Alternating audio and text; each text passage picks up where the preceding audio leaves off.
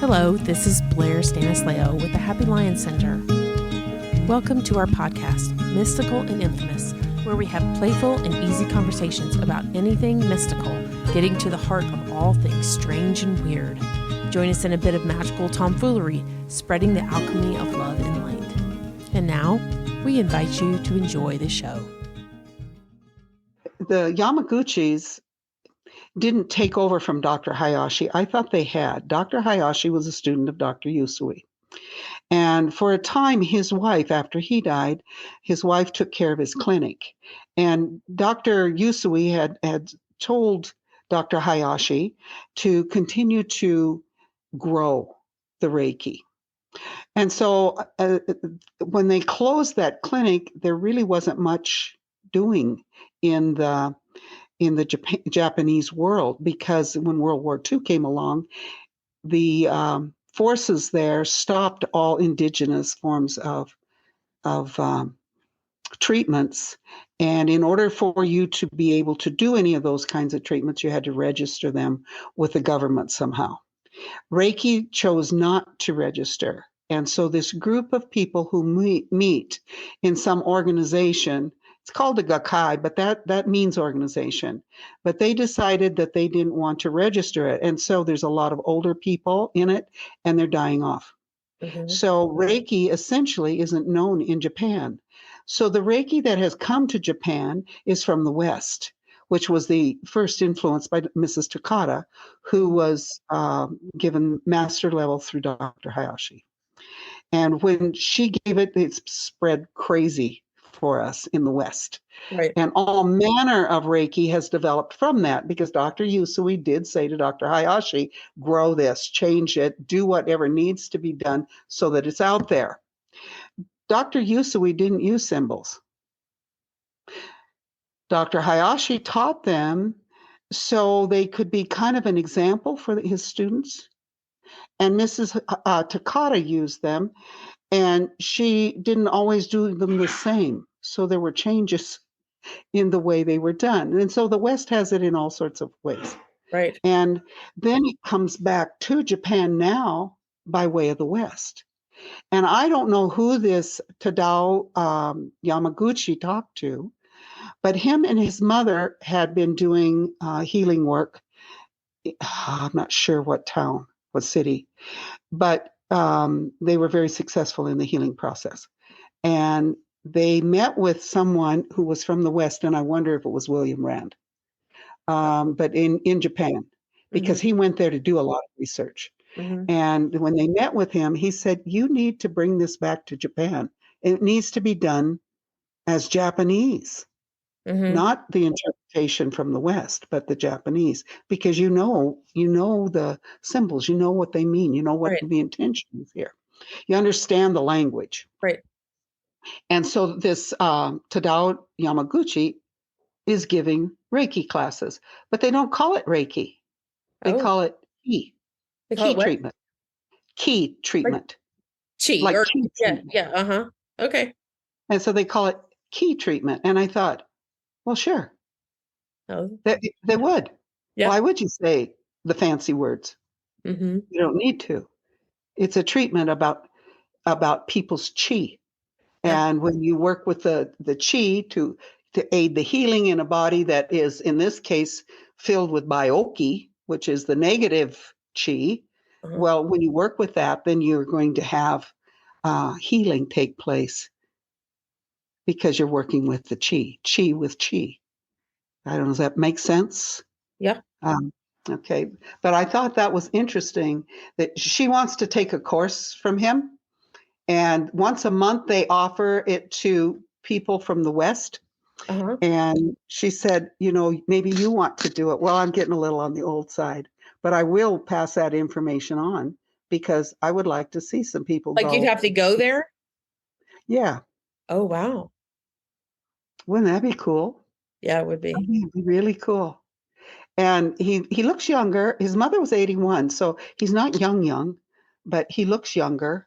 I mean, when she died, and that was in, 2009 time frame. Okay. But I think that they're having pretty good success just starting out. But And they're just starting. This is somebody currently doing this. yeah, isn't that something? How it's So come full you think, circle? yeah, you think, okay, remind me again how you think this guy got trained through William Rand, do you think? Or I don't think, I don't know, he knows how to do this. Mhm. Yeah, I mean, he knew about it. So maybe his mother knew. I'd have to read on that again because I know it's out there. William Rand probably wrote about it in his master level book, the red one, Yeah. that manual. Yeah. It might also be in the Karuna Reiki one. I don't know. So are you going to uh oh, you're saying that this friend of yours who's a massage therapist she's No, cool. Mm-hmm. you said she's Japanese? Yes, she is. She Okay. said, I want to take a course from you. I said, sure, anytime. Just tell me when. We can do that. Wouldn't that be cool? And then have her go to Japan and take it, because she was telling me all sorts of things. I said, oh yeah. And I was just traveling right along with her on the history. And she was Oh, so excited she's about it. already And she really has not been. She has not been not been excited what? about excited about learning Reiki until recently. Oh, interesting. But I gave her a Reiki treatment. And so it Okay. opened the door for her. Awesome. It always does. It's so gentle and it's so respectful, and it just works. And it's an experience more than it is I mean, it's a technique that I do, that you do, but it more than that, it's an experience for the one receiving the treatment, and it's hard for them to explain it to anybody.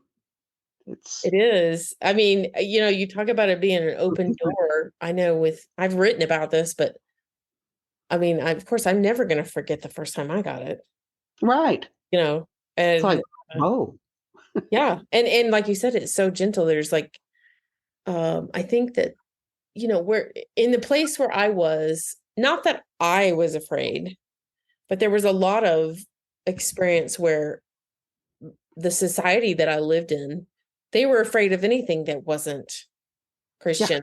yeah, Bottom line is that if it wasn't Christian, then it was who knows what. It was just bad, right? yes, But because I didn't judge it, and because the person who gave it to me, of course, didn't judge it, and there was no pressure on any of it. It could yeah, just be what it was, which of course was a beautiful thing. yeah. And so, I mean, if we think about it, I came up here in 2017, and she did that treatment on my chemically burned hands.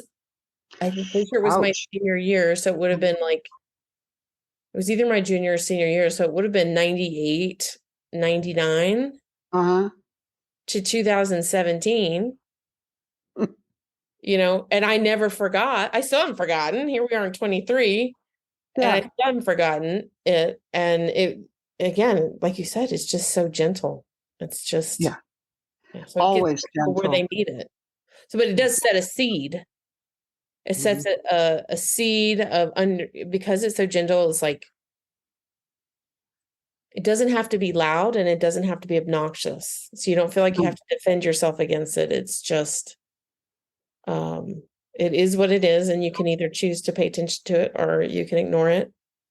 Chances are not good that you're going to ignore it because it just does so much stuff. Yeah. And Exactly it's what you need, what you need. Yeah. And a lot of times we don't know that's what we need, you Mm-hmm. know, maybe just shifting gears and bringing the pace down some. Sometimes you just sit up and you just think, whoa, what was that? I think I want to lay down and take a nap. It just feels good. We don't want it to go away. Or there are some people that will cry all the way through it. Mm-hmm. And when that happens, there's such a wonderful cleansing that takes place for them. And then there's others, they see all manner of color. Yeah, I see Others, color usually. yeah, I'm Yeah. jealous. Well, it is interesting, but I try to watch the movement of it. And it changes all the time. And then I noticed like the first treatment that I got, basically since that first time I had gotten it, I got it up here in Montana.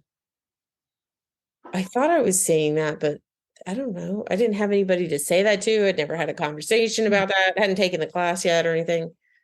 But yeah, it is really interesting. And I noticed that when she would move, that the colors that I saw would change, and also the direction of the movement would change. And all at the same time, also she was she was like, I don't know, she must have started on my left side. And so I know she was on the abdomen at one point fairly early on, because I was thinking I had a lot of pain from a lot of different things, right? Not like just constant pain, but like weird things, right? Now, especially after the Karuna Reiki class, I realized, oh, that's me sensing energy shifting is what that is. It's not necessarily pain, right? Yeah. But I had a lot of those really weird sensations a lot of the time, so much. And it was becoming more and more, like, enough that I thought either I was crazy, or that, not really crazy, but like nobody else got it. The doctors didn't understand. It didn't make any sense. And anyway, she was going over me, and the sensations that I was having were exactly where I would continually feel those sensations. And I had not ever taken the time to really describe what I was feeling to people, because it was too much work. It's the bottom line. It was just like, I couldn't say that many words. And so I thought that was a little weird, but then I was thinking, okay, well, I'm just like imagining it. It's just another time that I'm feeling these sensations that nobody knows and I can't articulate. So whatever, that's fine. Yeah. She kept going, and I just stayed relaxed. And then she got down to my foot, where I had surgery. It's funny because the shoulder thing I don't remember the shoulder thing being, because I was kind of proud of my shoulder at that point. But my foot, on the other hand, would occasionally give me trouble, because when I was in college, I tore the tendon, and I wound up having surgery. And so that was, of course, at that age, it was the most immense pain I had ever had, especially that it was long lasting and so forth. But after the surgery, as it was healing, sometimes you can feel twinges when something's healing. Yeah. Okay. Yeah. So, but because I had so much of that, she gets down to my foot, and I thought to myself, okay, it's doing it again, meaning it's going in the same place that I know that sensation again. But this time I knew this is a sensation exactly on the tendon that I tore, and then I had all that trauma to it. And I know exactly what that is. So I quit with my eyes closed, and I was just laying on the table, and I just popped my head up, and I looked at her because I wanted to see what she was doing. I wasn't doing anything but doing the Reiki, right? And yeah. And I was like, okay, I'm not crazy. I know I can feel that. I'm not imagining that. Like, I've already had a million conversations about how my foot hurts. And so that was the first time that I realized that not only, of course, that I knew it did stuff because it had healed my hands prior, but that was the first time I realized that I could really feel it. I could feel it physically. I didn't realize that seeing what I was seeing was part of it, but of course now. Yeah. But yeah. Takes a while to get all the pieces together, because there aren't words for it. It's an experience. Right. Mm-hmm. Yeah. Other things seem to have words, but I think it's whatever you're going to do with the website. I think that will be good to have testimonies from people to give voice to, and words for, and language about Reiki. I do. Personal experiences are very, very important, because everyone is different. Mm-hmm. That's the other thing about it. You go to get a massage, and you go to the same massage therapist as your friend, and then your friend tells another friend, and these people all kind of team up to go to this massage therapist, because this massage therapist gives you this kind of rub. Mm-hmm. Well, I don't know what is going to happen when you get Reiki. It just isn't. Right. It is so, it isn't what I do. It's what Reiki does. And Mm-hmm. therein is the difference. When I've done massage or reflexology, I am doing for that person's body whatever it is they tell me they need. And if I feel something else, I'll say, how does that feel? And they'll usually say, when you quit, it'll be nice, Oh. But when I do Reiki, I never know. I can start out at the head, and there may be something going on in the gut that I don't know anything about. And Reiki will find it. Yeah, we did on Saturday we did a retreat, and Yeah, how did that go?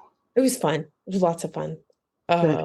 Yeah, it was good. I mean, I think we'll do it again if they want to. I think they'll do it again, so we'll do it again.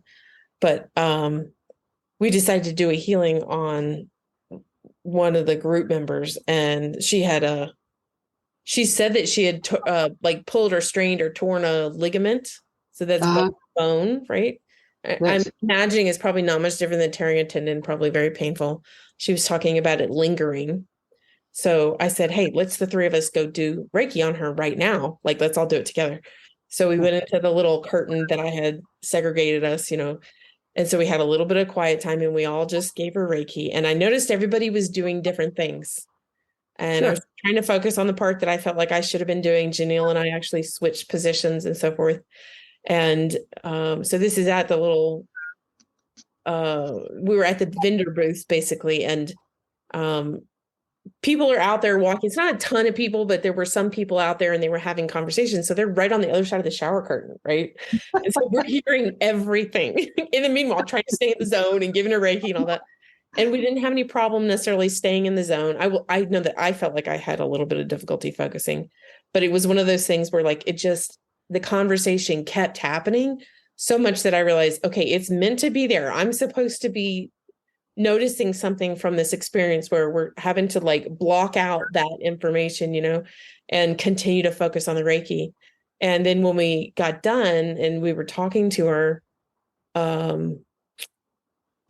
like we had gotten some messages. I had gotten information that she basically needed to make a ritual. That's what I told her to do, is like, you need to make a ritual of caring for this particular thing. And I told her some nice that I was getting, and Jen got that too. And then I asked her, how did it feel and so forth. And she said, actually, it kind of like hurt. And that reminded me, yeah, well, it's not supposed to hurt, but I don't think she meant that it like genuinely hurt. No. What she meant was it was in the place that hurts. Yes. And it was moving. It was the same sensation I had, right? And every time I've ever had Reiki before, if I have an injury and we do the Reiki, let's say you don't feel it for a while and then it comes on, then you're feeling it. Yeah. And of course it doesn't always happen like that. But for me, it's helpful because I'm like, oh yeah, it's working. It tells me like, okay, I'm sensing and I'm not sensing.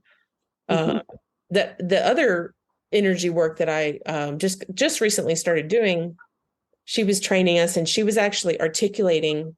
So we were doing energy exchanges, and she was saying there's a difference between healing. Yes. And yes. I've forgotten what the other part was, like just energy or whatever. She said, I'm not sending healing, but right now I am. Meaning she, at that moment, and boom, I could feel it.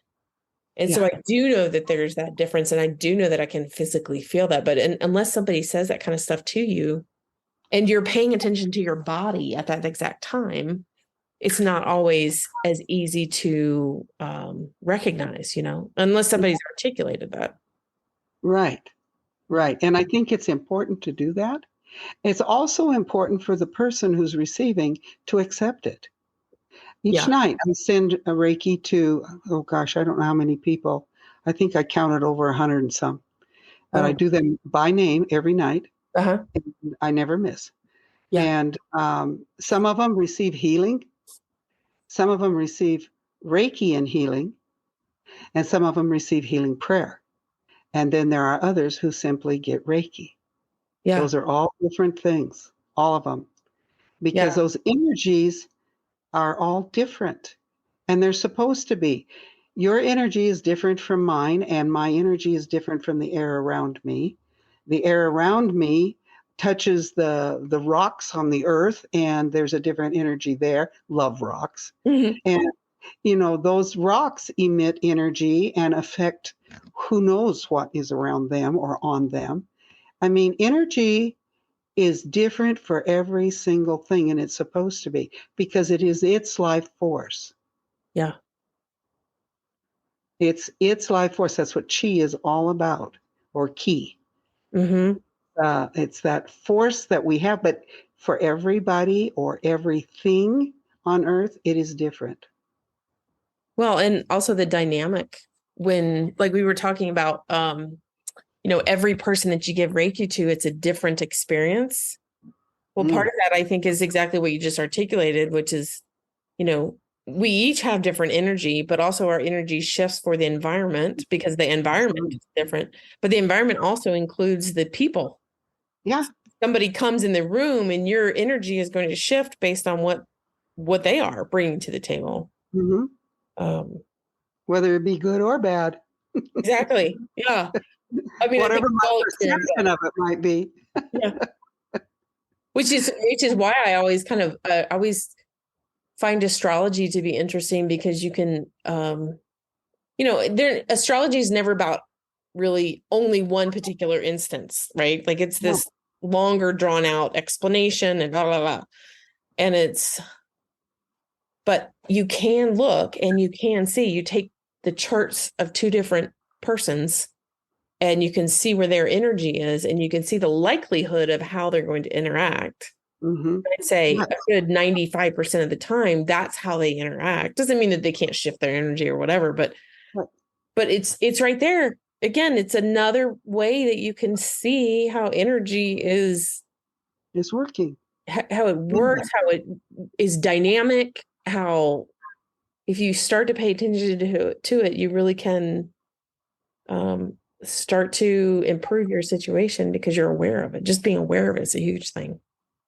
And I think sometimes if, being aware and wanting to have change, that's a wonderful combination. Being aware and not wanting to have change can also be a complication. Sometimes you don't want to change. Sometimes your own energy is down, but you are aware that it needs to shift. And sometimes you need to get the message from several different angles. And sometimes it doesn't make us very happy in some of the ways we get it. Or sometimes we get it as a surprise, that eureka moment I don't do that. Yeah, I do. Oh yeah, I really do. My friend Sandy used to tell me that she'd say, you got a lot of food rules. And I said, no, I don't. And then I got to looking at how I approach food. Oh yeah, I got a lot of rules. There's a lot of things I don't like. There's a lot of things I won't eat. There's a lot of things I'll only eat this certain way. There's only certain ways I'll put it on my plate. Oh yeah, rules. Yeah, that job. But it's all about energy. It's how I feel it. It's how I experience it. So does that help you determine what you're doing with your food? Are you sensing the energy from the food or what? I never thought of that. Maybe I am. Because I know that I have an aversion to some foods, just an absolute aversion. I will not. I will not eat them. They're harmful to me. I would really love. They're good for you. Yeah. Well, it's like stuff that we're told all the time. You should eat this. It's good for you. Yeah. Just because it's good for a lot of people doesn't mean it's necessarily good for you, right? Right. My metabolism says, I don't think so. Yeah. And it is my metabolism that says that. But then I have also done a lot of things to my body that are harmful. I love processed foods. I love good food, but I like processed food too. And so that's a harmful thing. No matter how, once in a while, no big deal. Oh, well, once in a while is one thing. Right. Eating it day after day after day. Yeah, that's not good. That's not helpful.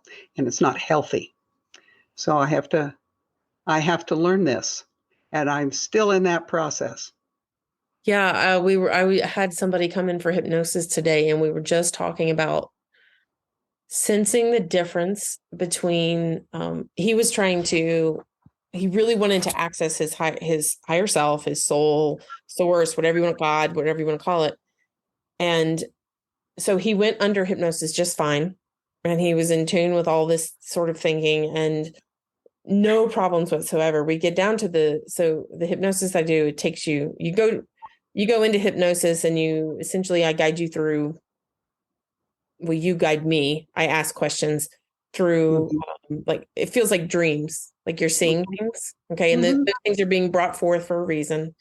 And then when it's time, you essentially, we take them a little bit deeper so that when you're experiencing it, it's like your body feels heavier. It really does feel very different. It feels like connecting to a deeper part of yourself, which in that format, they call it the higher self, right? Which we know is connection to source or God or whatever you want to call it. And this guy is very, very much, of course, very much believes in it. He has an extensive background with Christianity and specifically the Bible, but also has had a life of being very aware of the conflict between the spirit and the human experience of that spirit. So he's very familiar with spirit. He is very in tune with it, but then he also interacts with other people where things are said about spirit that don't align with what he connects with. And okay, so he's been like this. One. What's that? That's a tricky one. Yes, it is. So he goes deeper, and oftentimes there's not an issue with getting the answers from that deeper part of this hypnosis. I've had 2 times where the person gets very quiet. And this guy actually articulated when he came out of it that he felt like I would ask the question and he would get the answer right away. But he felt like that was coming from his mind. Oh, and I trusting that. Right. He's not trusting it. And on top of that, I said, well, how else is it supposed to come through? Yeah. Right. Yeah. But he was thinking that's what he was doing. So he was kind of filtering and stuff. I knew that he was doing that, and I could see things. I could see that things were happening, and I've been there. So I know some of those signals personally, but I also know them from like behind the scenes. Yes. And it was really, really interesting. But to be able to distinguish the difference between getting information from source, and I find that the images and the feelings are more effective in terms of conveying the information than words. Definitely. So it's like language is very limiting. Yes. I mean, it's helpful, right? We're doing it. At some point we have to articulate. Right, yes. Right. But we have to start with pictures. We have to start with, that's the way we're wired in our head. Mm-hmm. We're not wired with with language. We're wired with pictures. Well, I think feeling too, because you can, you get a sense of it pretty quickly, and that's much more effective. Like it's faster. All of that is faster than language and more poignant. Yeah. And individual. Yes. Very individual. I mean, a joy for one person is another feeling. The joy expressed in another person is different. Mm-hmm. Some are going to be off the charts, jumping around, wild children, kind of thing, wild child kind of thing. Mm-hmm. And then there'll be those that are just like, oh, that's nice. And that they have great joy. And you can see that in the demeanor. Mm-hmm. And it's funny because you set the intention before you do the hypnosis stuff, right? So I helped him to do that. And I had some notes to try and help me ask questions that he was interested in. And the questions that he was asking, essentially, he wanted to connect to source. He wanted to be able to see himself from source and as source, and also in the physical body, which of course we know that is like, I think you would articulate that as an awakening or a realization of oneness, right? That's what he's looking for. And I find it so funny and ironic that here he is verbalizing that immediately. I know that I'm from source. I know that I'm manifesting, but I want to feel it, right? Like I want to remember the experience. And the images that were brought forth when he was doing what you would call past lives, whatever. I don't really cling to the word past lives. Like it makes sense for language, but I don't think it's accurate. The images that he was seeing were making complete sense to me. So like one time, I don't remember, I'd have, let me see if I can find it. One time he was looking at what looked like, he described, those pictures that you look at that it looked like a bunch of jumbled blocks of color. But if you stare at them like with a gaze that looks weird, then you can start to see things inside of it. So an optical. Okay. Yeah. So he described a lot of it like that. But then Wow. he was looking, so he was like looking past it, and then all of a sudden there were these dragons. Ah. It's like, oh, well, do you want to go look at that? Oh yeah, now the dragons are like in a window, or it was in a part of a book, right? And I said, well, would you like to go farther? And so he goes into that, and he actually goes into the book, right? Okay. And he still Okay. sees the dragons, but because he's inside of the book, he's seeing like the back end of the dragon, and he's just like mesmerized, right? So I see this as you're seeing something from different perspectives. You know what it looks like from the outside. Now you're on the inside, and now you're looking at it and you see it from a different angle. That's an answer. That is an illustration of what he had asked to see, And then another one was creative. yeah, no, it's crazy. Then there was another time where he was in darkness, okay? And then he was starting to see like a spider web, which then he articulated as almost like the wiring, like the neurons or the blood vessels. Yeah. But it was like light, so it was green light, and it was sort of flickering. He was describing it as essentially having motion to it. Not that it was on and off or coming in and out of existence. Which again is energy. Yep. It was moving like energy moves. And then there was a curtain, and he kind of wanted to know how he could get on the other side of the curtain. So he messed around a little bit and wound up going underneath the curtain. And then it was darkness on the other side again. And then we stay there for a while, and the same thing pops up. He sees that again. And I see that as, like, okay, you're here and you're seeing creation, literally seeing like neurons synapsing, like that's part of the beginning of creation, right? And then you go to the other side and it's the same thing. That is the answer. He just got that answer. I don't know that he actually understood that. That's all right. It gives him something to meditate on. Yeah. Yeah. And it's so funny. His literal answer when we got down to the SC, the very few words we got out of them was he did have blocks because of expectations. Okay, sure. So kind of limiting what he could receive because he had certain expectations. So the answer was he needed to relax and release expectations. Mm-hmm. So for me, immediately pops up, that's Michael Singer, right? Like, do you know who that is? No. Oh, you know somebody else, but that's all right. Michael Singer probably knows the person I know. Yeah. He has a book, and that's his, when people write books and things, that's his little thing, relax and release. Right.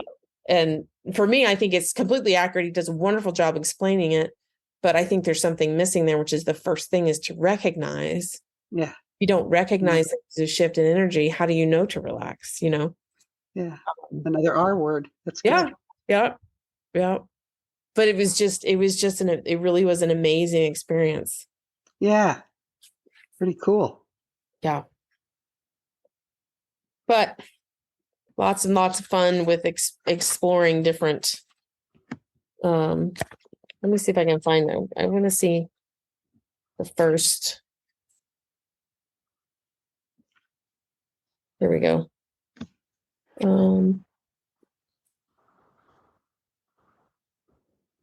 That was our notes. Here it is. Oh, there was a membrane. He was in a membrane at first, and he couldn't figure out how to. What is he, a scientist? This guy he solved all kinds of problems, and yeah. I mean, he's very male, right? Very male brain and thought process and so forth. So he's done all different kinds of things that any man would do. So yeah, the first one was he was kind of in a membrane. And he would like push on the membrane and it wouldn't like bust. He couldn't like crack it open. And so then we asked what was the membrane for. Yeah. And then he wound up going down a tunnel into this field of light. And then it just kind of disappeared. So I think there's some more. I'm not really sure what that imagery was about, but his question about seeing both sides was, I don't know. Yeah, maybe that one wasn't, I haven't really dealt, that wasn't quite as plain to me. Yeah. But a membrane that won't yield is probably holding things together. You're trying to move out of it but it has to hold things together, whatever's in there that's nourishing, helpful, strengthening, or whatever it is, because membrane is minute. But if you're within that and it doesn't yield, then what do you do? How do you problem solve that? Well, we asked if it was for protection, or we asked the purpose is what we asked the purpose of it. And I think, I don't remember the exact conversation, but I think that was essentially the basis. I mean, like, it's obviously there for a reason, right? Absolutely. You're not And seeing it's it for no reason. I mean, well, we need all these parts. They're just like puzzle pieces, though, to figure out what they mean, which is kind of fun. Yeah, no, he was really good at it. Was really interesting to listen to him describe what energy looked like. He even came out saying, I wish I could like essentially create this piece of artwork that would demonstrate it. But I mean, what he was describing to me, I could see it like it was there cool. in my mind's eye. So yeah. Which again, all that energy that's every little piece, every little thought, every color, every texture that you could even think of having, every feeling. It's all the energy. I am more and more understanding, not understand, but understanding that process of energy. It's blown me away. It's changed my inner mind.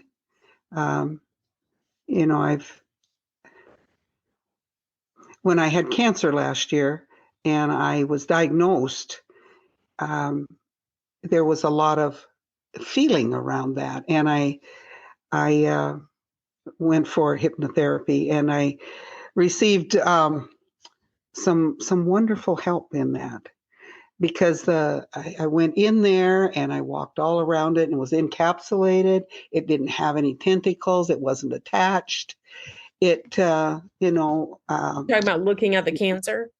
Looking at the cancer, yeah.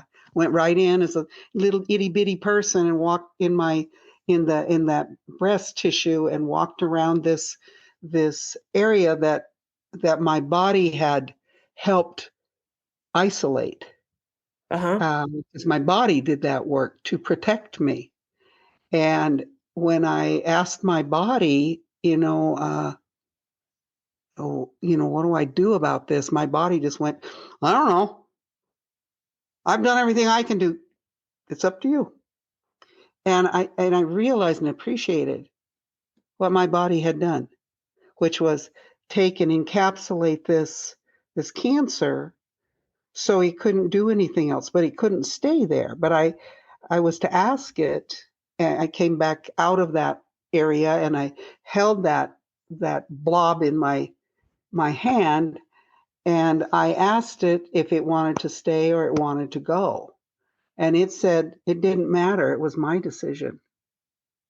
And I said, well, then I'm going to take you home and I'm going to bury you in my garden and return you to the earth, which, because it's tissue, I felt that the earth would regenerate it, to make it healthy. So, I mean, all of that is mental and, creative kinds of energy to take something and make sense of it in my body, bring it home, put it in the ground, which I did, and then I go back to the doctor and have the thing removed. Well, it wasn't finished, because the test came back that in the cutouts around that surgery, that lumpectomy, there was suspicion. There wasn't anything in the lymph nodes, but there was suspicion. And so I made the decision for my body, because she basically said, on your own, baby, take care of it. I've done what I can do. And she just kept doing all of her other stuff, but this one she didn't want to mess with. And I just said to the surgeon, well, then we'll just have double mastectomy and take care of it. Well, you only had cancer in the one side. Why would you do a double? It doesn't jump over. I said, for balance. Seems pretty obvious to me. Yeah. And he said, "Are you sure?" I said, "I don't date and I don't have a husband. I think I'm fine." But I had the double mastectomy, and I have never regretted that. You know, it was a healthy choice, and my body is grateful. I Mhm. can feel that. It's kind of a funny thing, but I never really knew her before. Yeah, I didn't know you she said that had. it developed a relationship, kind of like a communication relationship.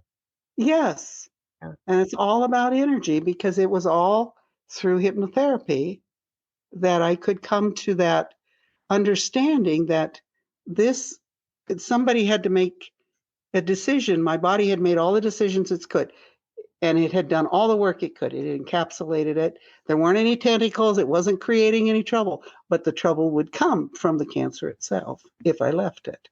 Mhm. There was no belief that it should be left, you know. Yeah, I so mean, you I just, didn't think so. yeah. That's awesome. But I did talk to the cancer to release it. Well, and I find it interesting that you didn't just talk to it, but you actually honestly honored it. It sounds like you honored it. Yes. You Well, didn't it just was say, a I'm going to part of take it me. out and burn it. I'm going to like murder you. Like, I'm going to take you out and give you back to the earth so that Yes. you can heal. Yeah. Yeah. And you can be regenerated too. Yeah. Because when I said, I would like to do that, basically what I sensed, because I don't think I really heard words, but I sensed, you can do what you want because, I'm a part of you. Oh, the cancer. Yeah. Oh. It was a part of me. I mean, it was encapsulated in there. It was in my body. It had developed there, but it had developed from about 3 other sources I had not dealt with, and they were all emotional. Yeah. I Did you believe that. have to wind up going back? Did you wind up going back and dealing with those? Oh, yes. I'm not, can't leave that one to chance. Yeah. Yeah. Cool. Yeah, still am dealing with it, but well aware that I'm doing it.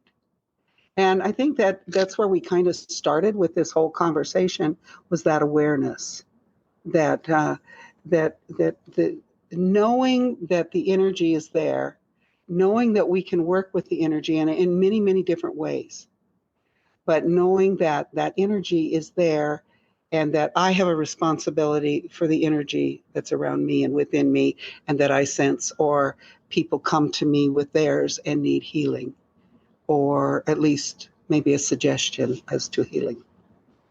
Because it's about developing me. It's also about healing others.